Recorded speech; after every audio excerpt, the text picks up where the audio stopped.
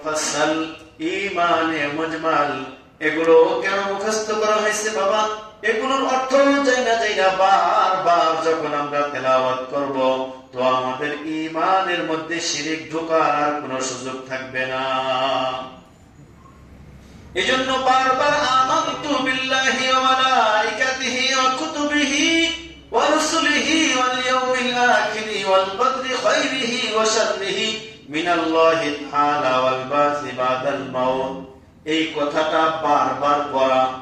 আমানতু বিল্লাহি কামা হুয়া বিআসমাইহি ওয়া সিফাতিহি ওয়া ক্বাবিলতু জামিআ আহকামিহি ওয়া আরকানি, এইটার অর্থ যাই না এটা বারবার যখন পড়তে থাকবে, তাইলে তার সামনে আর শিরক কুলাইতে পারবে না, শিরক তার ঈমানকে নষ্ট করতে পারবে না। দুনিয়ার কোন ধোঁকাবাজ ধোঁকা দিয়া তার ঈমানকে ছিনতাই করে নিতে পারবে না। এজন্য মুহতারাম ভাইরা, ঈমান সংরক্ষণে ঈমানের কথাগুলো বারবার বলা, ঈমান সংরক্ষণের ব্যাপারে সচেতন থাকা। এখন এই ঈমান সংরক্ষণের পর হলো আমাদের আমলের গণ্ডি আসবে। আমলের মধ্যে ফরজ আমল তো ছাড়া যাবেই না। কি বলেন, যাবে তো? মাঝে মাঝে বলে ছাড়া যাবে, হ্যাঁ?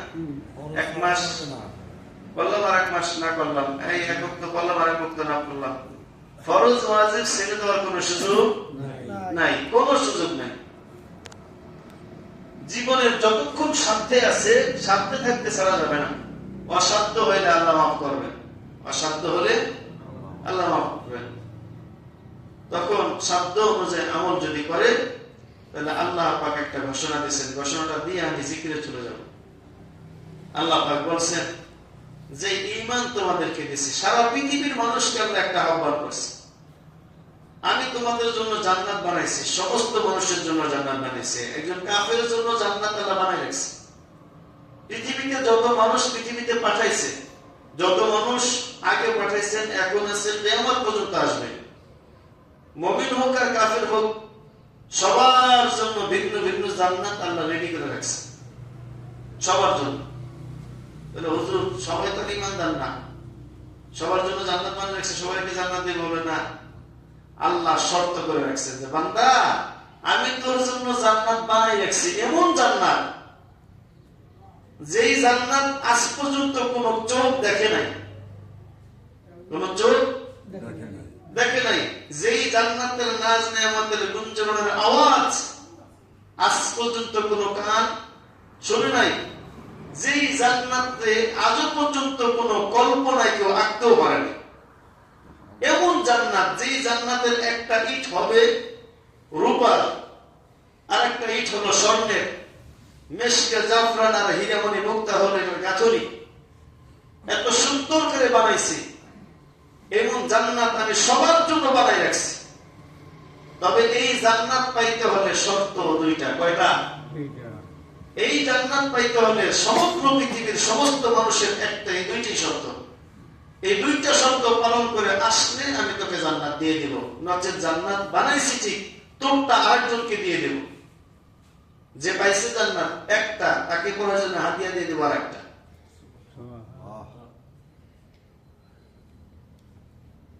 আবার আল্লাহ পাক পৃথিবীতে যত মানুষ পাঠাইছেন, সমস্ত মানুষের জন্য জাহান্নামের মধ্যে একটা ঠিকানা নির্ধারণ করে রাখছে। সবার জন্য জাহান্নামে একটা ঠিকানা নির্ধারিত আছে, সবার জন্য জাহান্নামে একটা ঠিকানা নির্ধারিত আছে। আল্লাহ ডাকতে বলছে, বান্দা, এই জাহান্নামে একটা ঠিকানা নির্ধারিত আছে।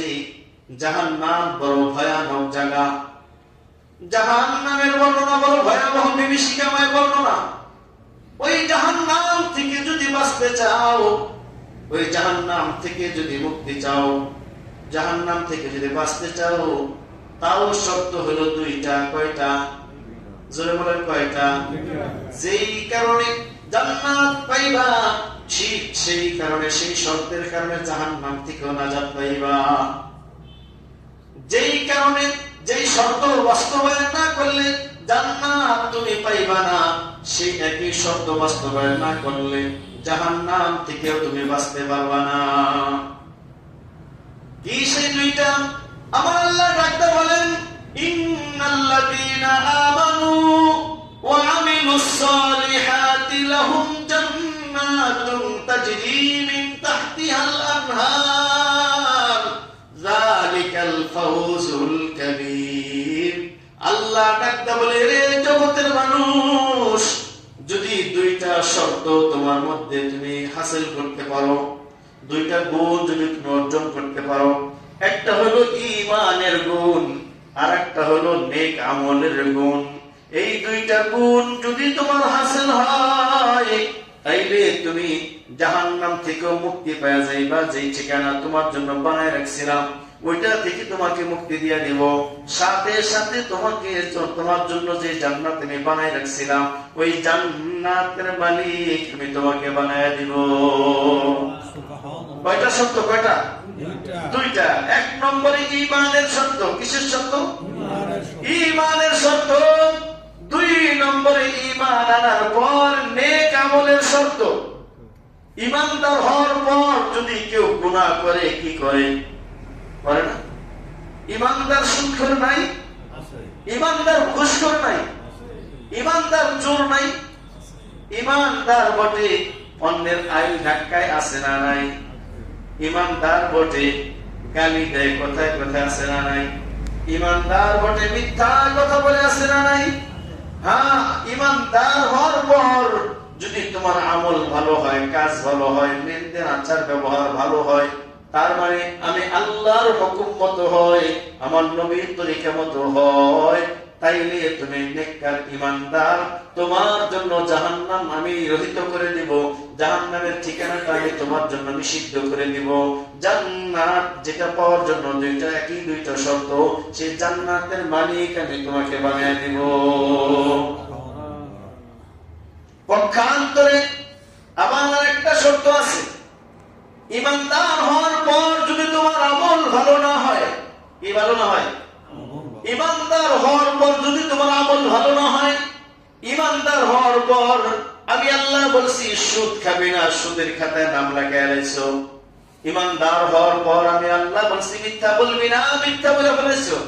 ঈমানদার হওয়ার পর বলছিলাম মিথ্যা সাক্ষী দিবি না, মিথ্যা কসম করবি না, আমি আল্লাহ ছাড়া গায়রুল্লাহর নামে কসম করবি না, তাই করে ফেলছো। ঈমানদার হওয়ার পর গালি দিবি না, তো গালি দিয়ে ফেলছো। ঈমানদার হওয়ার পর চুরি করবি না, চুরি করে ফেলছো। তোমার আমল ভালো না, তোমার ঈমান আছে ঠিক কিন্তু আমল ভালো নাই, আমল ঠিক নাই। বলে আমার আল্লাহ বলতেছেন, বান্দা এমন ঈমানদারের ক্ষেত্রে আমার সিদ্ধান্ত হলো ফায়াগফিরু লিমান ইয়াশা ওয়া ইউআযযিবু মান ইয়াশা। এমন ঈমানদার যার আমল ঠিক হয় নাই, গুনাহ করে ফেলাইছে, ঈমানটা ঠিক আছে, আল্লাহ এক ও দ্বিতীয় কথার বিশ্বাস আছে, কারো সামনে মাথা নত করে নাই, আল্লাহর প্রতি অবিচল বিশ্বাস আছে, কিন্তু নামাজ রোজা কিছুই করে নাই, গুনাহের কাজ করে ফেলাইছে, গুনাহ করে ফেলছে। আমি আল্লাহ এই ক্ষেত্রে, গুনাহগার ঈমানদারের ক্ষেত্রে আমি আল্লাহর প্রথম ফয়সালা হলো আমি যাকে চাই ইচ্ছা করে আমি অনেককে মাফ করে দিব, আবার যাকে চাইবো আমি শাস্তি দিয়ে দিব। ইচ্ছা